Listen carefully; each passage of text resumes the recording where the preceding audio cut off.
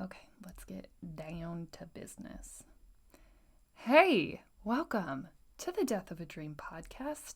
You're here with your host. That's me, Hanna Nuss. Okay, let's ground ourselves in our greatness. This is like a vital step to just starting to champion your own life. We have to start speaking to it. We have to start moving in this direction of greatness that we determine. And so when we practice, calling greatness back into our lives based on things we recognize as great, not even based on what everyone tells us, because if you're doing it every day, you're going to run out of a list from other people of the great things about you. You're going to have to come up with some of your own. And that may start to bridge this gap between you knowing who you want to be and the things that you enjoy and love and find a lot of, right? If we start doing this, it's going to leave clues. What are the things that you love? What are the things that you feel great about doing? And those clues will inevitably lead you back to yourself, period. And so, let's just do it. My great thing from yesterday, I don't, you know what? Honestly, I made, and we know cooking, right? Come on. I made this dish and it was a very short, thrown together thing. I had minimal ingredients and it was probably one of the best things that I've ever made. I am not even being dramatic. And trust, that's definitely where I lie, is in the drama space. But I can't even believe it. I made shrimp Alfredo, and the Alfredo tasted, okay, prepare yourselves for this. It tasted better than Olive Garden Alfredo. Yeah, no, I'm not even joking. This is the realest life that I can live. This is my truth right now. I am not out here to offend anyone. This is absolutely my truth. This is the greatest thing that I've ever done. It was so good, in fact. My family ate the leftovers even. I wasn't oh, it'll probably taste better warmed up. It doesn't even matter if it tastes better or worse warmed up. It's still better than anything we've eaten in a while. And it was so simple. And I feel like I can remember the recipe right up here in my head, although I will go ahead and not allow myself to do that. So I know that that's where we run into trouble. I did it. And every time that I cook something wonderful, it will be brought here. You can trust that. That will be a consistent theme in this greatness because that is something that I want to get better at. Also, dancing.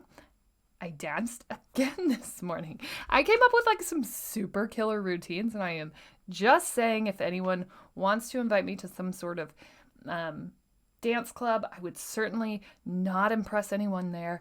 But here's the thing. I'm doing it because it makes my heart happy. It makes me feel really great. And I don't even know, are these good dance moves? They seem like things that I've seen in dance videos. I'm certain my execution is not as crisp, clean, or professional as those doing these actual dance moves. But I'm just saying, it feels great. Okay. We're going to dive into the meat and potatoes of this episode because I can't stop myself anymore from it. We have to keep going. We have to keep moving in this direction. This direction is not lost on any of us. Let's do it. Yesterday, we struck a chord with so many people who have been struggling with their own kind of, burnout moment, right? And so many of us feel that, and that isn't generation specific. Right now I'm reading up on millennials and their generational burnout. But it doesn't stop there. And the truth of the matter is I'm telling you my very narrow view of what I've experienced. We should know that I'm going to go ahead and put an asterisk on this and tell you that I am experiencing a very middle class, white, female experience. And that's what I can speak to. I can't speak to people who have it much, much, much worse, that have even bigger layers and struggles with what I'm talking about. Burnout in my generation, burnout in my race, burnout in my class is very tried and true.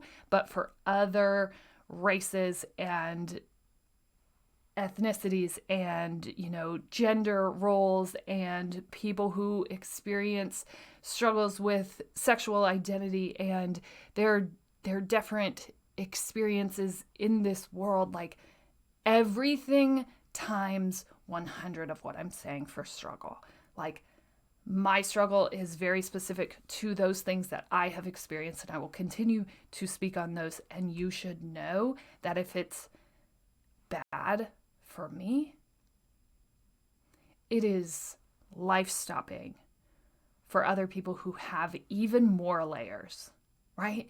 Even started even further back than I did. This is a very privileged, white, female version of what I've experienced, and I struggled. And so if that does anything, is like give permission to people who had it even worse, to people who've had it even better, right? There's no like, oh, you get to recover from this because your trauma was this and it was so much worse, and so you should take time to recover from it. No, like we all experience trauma. We all experience heartache and pain in different ways. What I want to go ahead and point out today is that my experience is a very privileged one. And while I have struggled, I have not struggled as much as other people who have experienced additional layers on top of what I'm talking about. So, here we go. Burnout. And today in the bonus episode, I am talking to Ashley Lang, who is like a leadership life coach. She's a doctor on the subject, for goodness sakes. But I listened to her speak a couple of months ago, and she had said something that really stuck with me. And that was this fact that no matter who you are, you have to feed your strengths. So when you're feeling down and out, right? Like you're not feeding the very things that give you life. And so when we talk about burnout, I think the two things go hand in hand. And so it's amazing that she was my guest and we can speak to this. But when you think about it, so many times we're just pressing the gas pedal down and we're trying to escape those negative feelings. And this is what I've experienced. Although, like, I'm super shiny and optimistic and that's wonderful, not being able to experience bad feelings, negative emotions, limited my capacity to take on the world, thus leading to burnout and also leading to this unfillable bucket that existed, right? Because I'm searching something that I don't even know what it is. There's like this elephant in the room of what success is supposed to be like for me, and it was never going to happen going down the road that I was going because I wasn't saying what success was. And so there's no wonder that burnout comes along with that. And you think about how a lot of us were raised, how a lot of us lived most of our adult lives, not even specific to my millennial upbringing, but like so many of us live with this same idea of what that is. And we never put ourselves on the table because we're always chasing this sort of never-ending movement of success, right? And that leads to never stopping, never, ever stopping, continuing to move, continuing to chase, continuing, and then working ourselves into worlds where we're not even allowed to stop moving, even if we wanted to, right? Like, because of this narrow-minded, preached idea of what success looks like, right? Cars, houses, just continuing to move up and make more money. And when that's what success is, right? Like, that's what we're preached. That's what we're told, some of us. And so then all of a sudden we get those things and we still don't feel happy. And so the normal reaction to that is press forward, add more, move up faster, see who you need to know. And this is exactly where I was at in my story, right? I had been told in my last review, hey, you know what? Yeah, I totally hear what you're saying. I know that you want to move up, right? Because that's what I was told that I should do. So I think you need to add more. You need to be in more organizations. You need to get your name out there. You need to do these things. And that's probably true. And I remember going back and being like, that's it?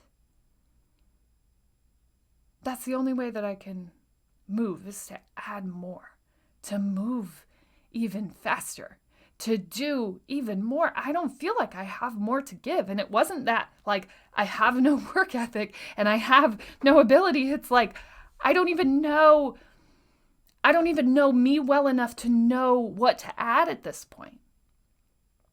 Right? And so that was the struggle point. Like, that's all that you can give me is more.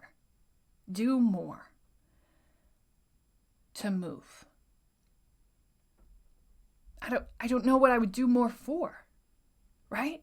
And luckily, my husband and I had been working to take this like financial kind of target off of the table, right? So then more wasn't this never ending like seeking of just more things, more physical things, more ownership of things. More really was, hey, go downstairs. Sissy's watching a Christmas movie down there. Yeah. Emery's downstairs.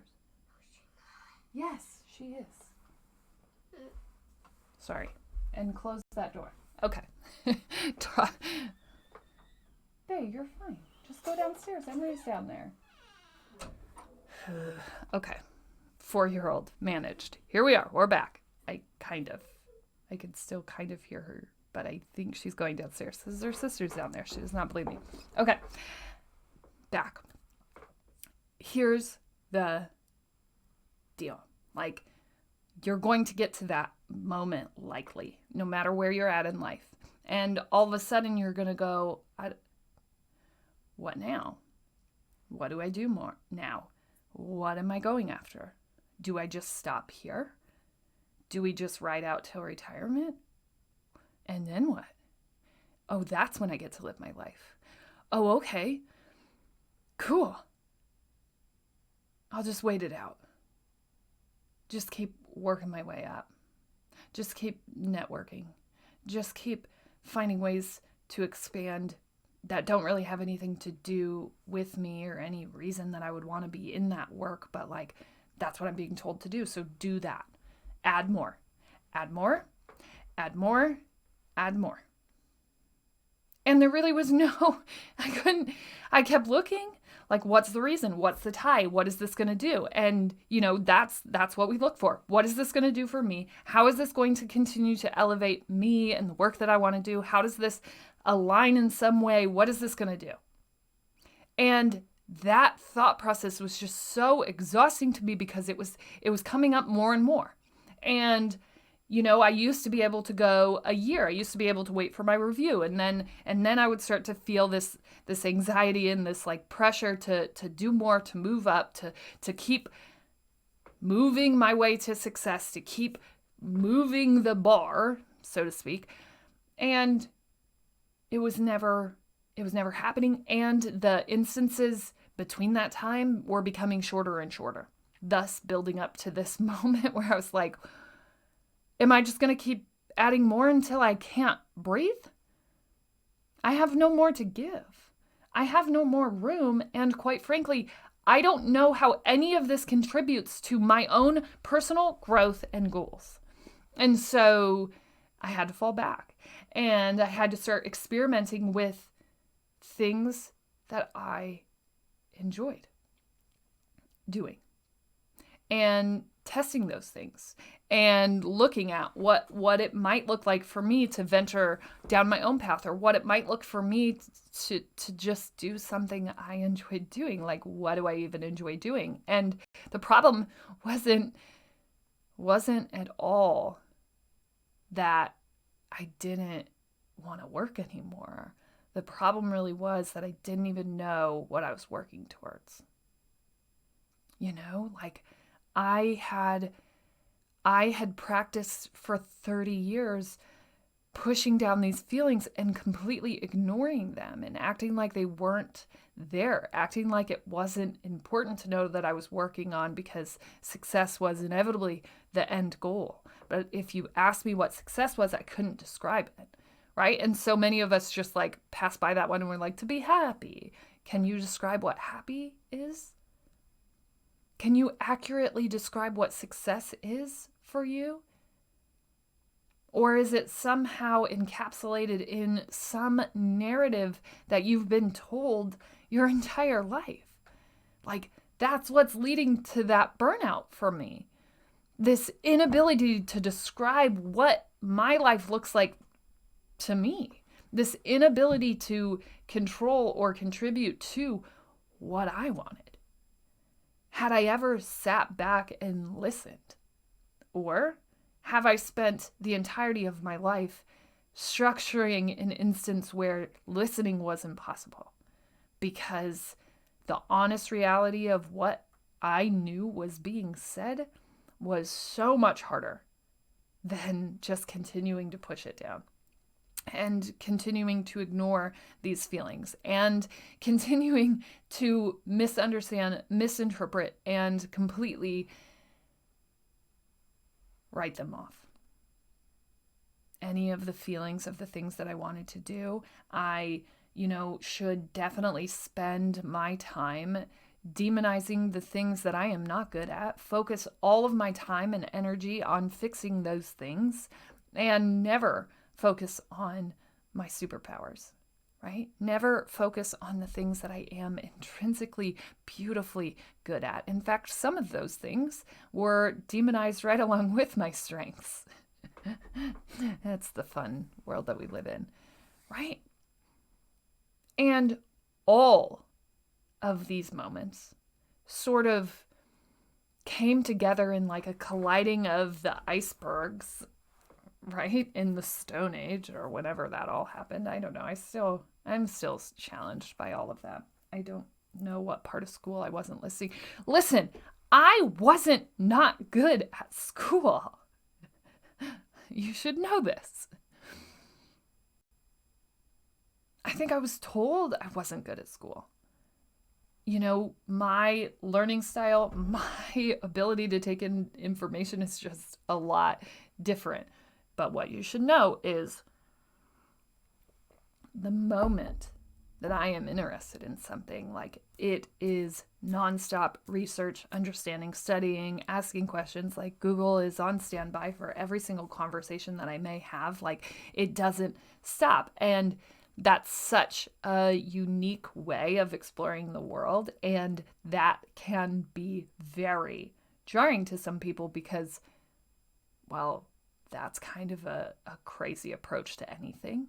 And so a lot of people will like guide you back to the normal. Like you should look at a bunch of different things and you should explore the world in this way.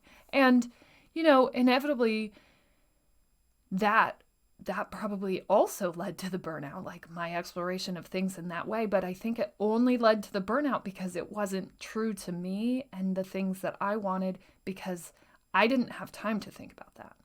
My only goal and like end point was success, and success that I was not capable of expanding on or talking about.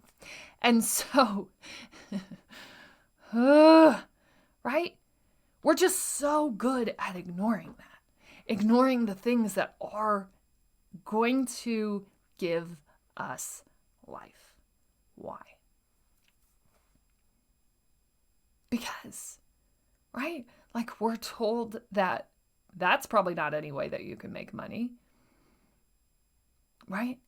We're like, the only thing that we are generally promised is the idea that life is probably going to be mostly miserable. And maybe that hasn't been your experience, and like you were born into a much, much better environment than I was, but that was kind of what was promised. Work is miserable. If it isn't work, and you probably will never make money at that, right? What a beautiful, bright, shiny world to be promised. Gosh, it's really a wonder why a lot of us aren't inspired by our working lives, why a lot of us are feeling burnout when that's the promise, right? Like, no freaking wonder. Why do we all get here? Why are we all feeling so burnout and exhausted and like 2020? Why is everyone getting to this place where they're going, yeah, wow, right? We finally had a chance to slow the frick down for a second.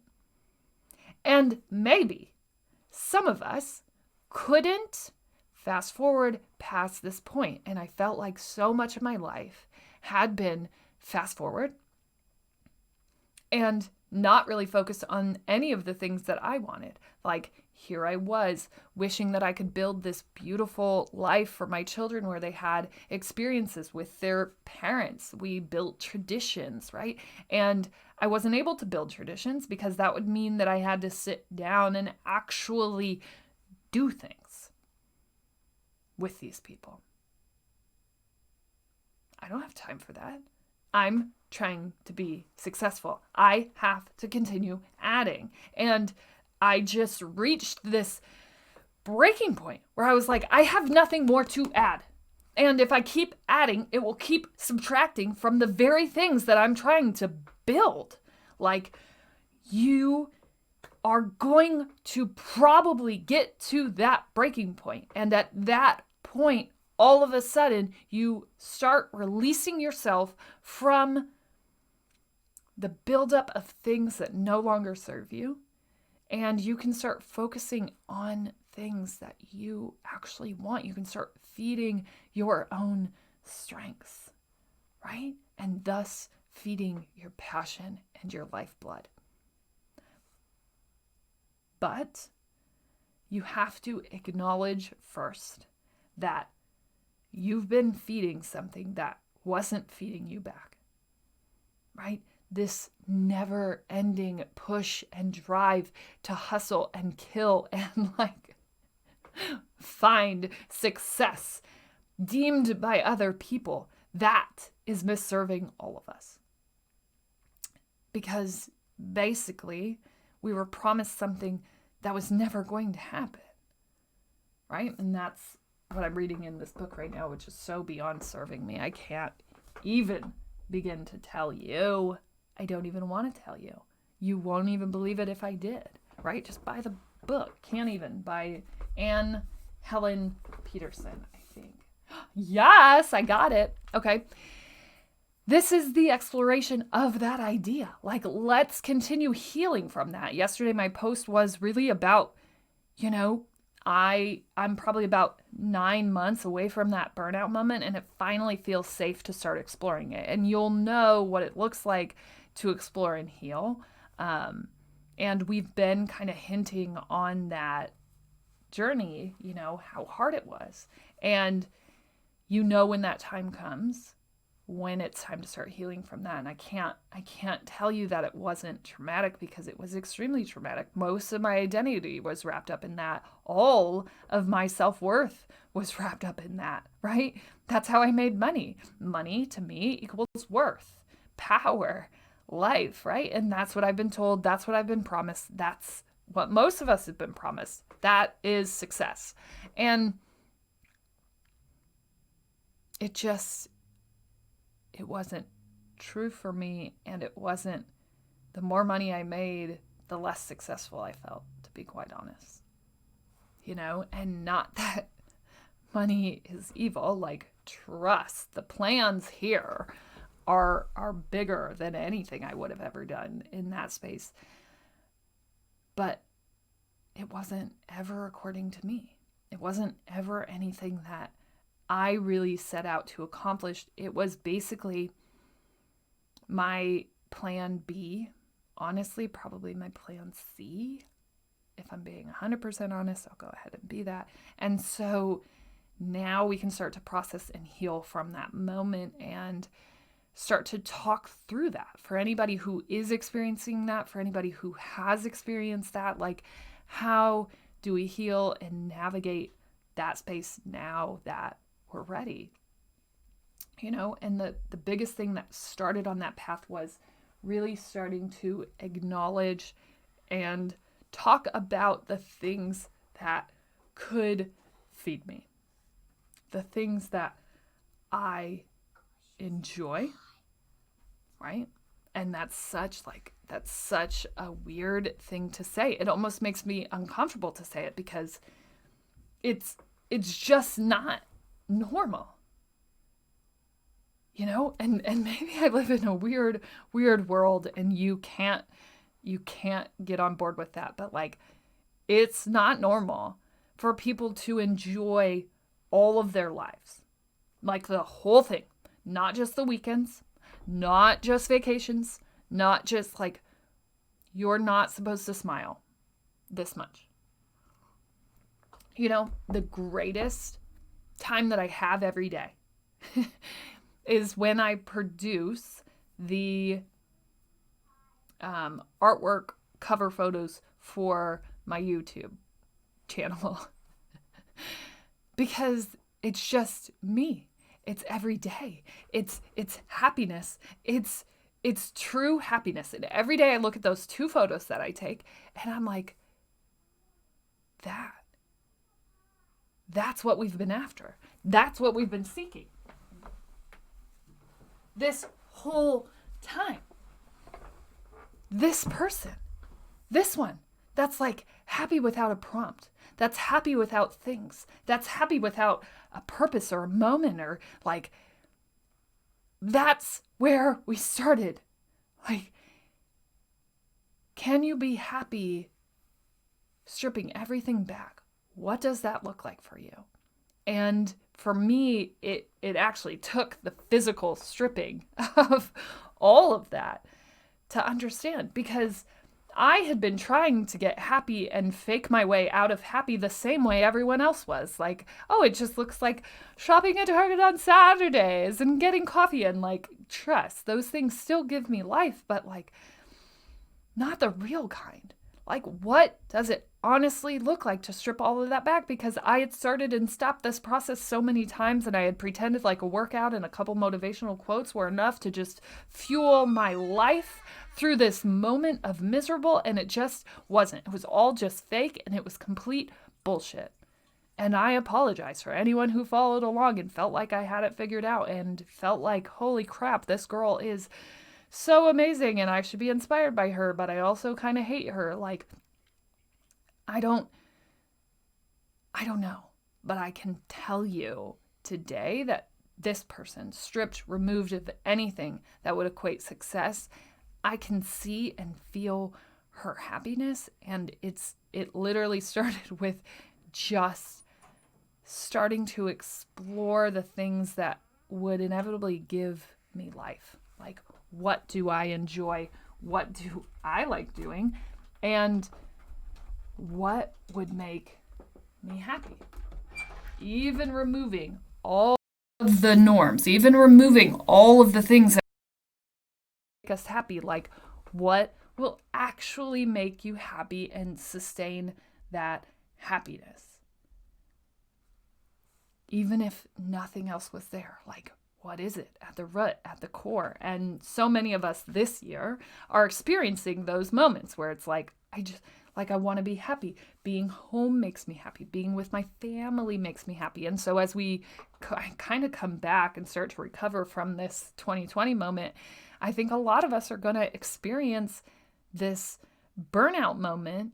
If you already haven't, you'll start to experience it as you re-enter the world. And hopefully we can cling to just this idea of happiness once removed, right? Like, at your core, what does happiness look like? And if you could do anything in the world, what would it be?